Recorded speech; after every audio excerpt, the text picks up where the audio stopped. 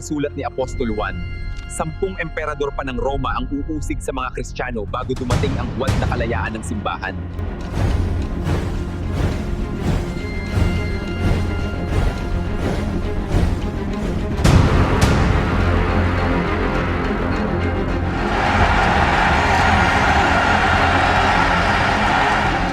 Mula ngayon, wala nang pag-uusig sa mga Kristiyano.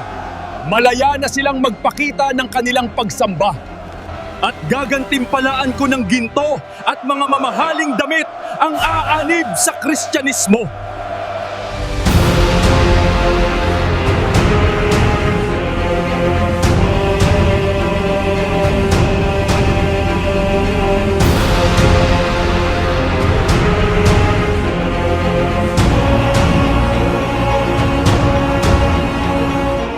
Di talaga maiiwasan na ang katuruan nating pagano ay maisama sa kanonismo ng simbahan na ito.